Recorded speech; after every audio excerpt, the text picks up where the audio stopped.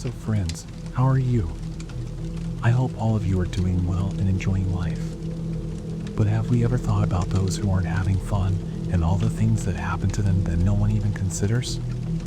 For now, they are alive, so their story will be told through my voice. But the most important thing is that these stories are true, but our channel does not encourage blind faith at all, nor does it want to. Our purpose is just to connect with you and entertain you. If you're visiting our channel for the first time, please subscribe now and hit the bell button so that all our stories reach you automatically. So stay tuned to hear the stories till the end with me, i.e. Jake. Friends, this story was told to me by my uncle, who is from Colorado. When I heard it, I was quite scared because it was something like this. Let's get into it. There was a man named Ethan who lived in a small town nestled in the mountains.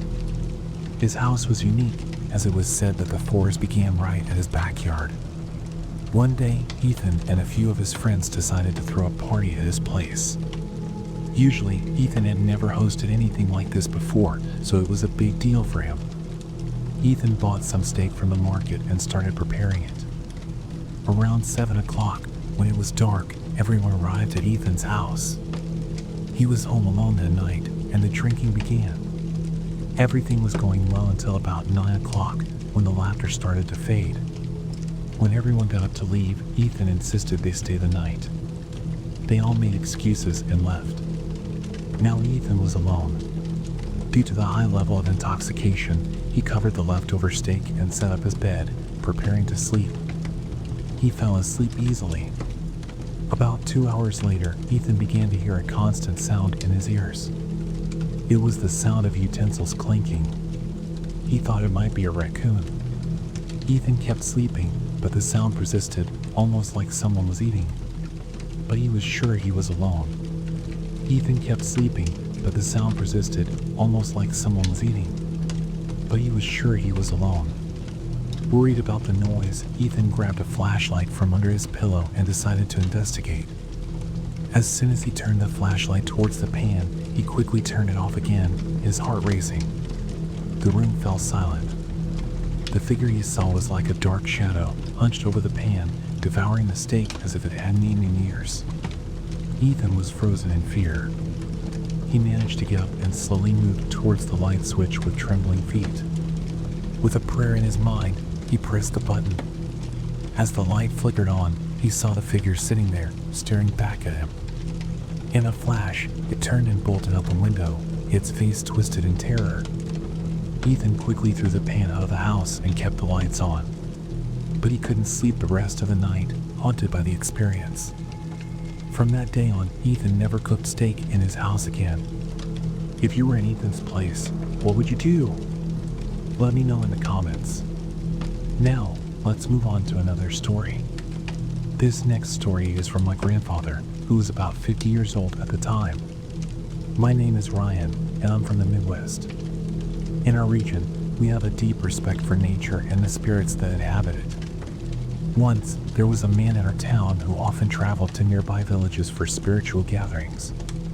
He had unwavering faith and was never afraid of the dark woods. One night, around 12:30 a.m., he was returning home when he spotted a figure by the river. He wasn't afraid and continued on his way. But as he crossed the river, the figure kept appearing in front of him, blocking his path. After several attempts to get past, he decided he had to confront it. He set down his bag, called upon his faith, and charged at the figure. What happened next was unbelievable. They fought for what felt like an hour, tumbling down a steep hill. When he finally opened his eyes, the figure was gone, but he found something strange in his hand, hair from the figure. Terrified, he ran home, but as soon as he stepped inside, he collapsed. When he regained consciousness, he was in bed, burning with fever. For 2 days, he was ill. A fellow priest came to visit and sensed something was wrong. He performed a cleansing ritual and assured the man that an evil spirit had followed him home, but he would be fine now. So friends, did you see? Keep listening. If you know any similar stories, please comment below. Even if you don't, feel free to share your thoughts. Now, let's take a look at our third and final story. This is a small tale from about 12 years ago, shared with me by my friend, Mark. It sounded strange, but when you hear it, let me know what you think happened. Mark had gone to his hometown for a visit. While there, he and his friends decided to go fishing in the river. Mark agreed, and the three of them set off. The river was about 6 miles from Mark's house, and they had to walk since there were no vehicles on the road to Rain. After an hour of fishing, they had caught quite a few. As they started to head back, Mark decided to take a break. His friend asked him to check if the fish were still alive. When Mark opened the bag, he was shocked to find it empty. The three of them ran back home, confused and frightened. Mark couldn't understand what had happened, and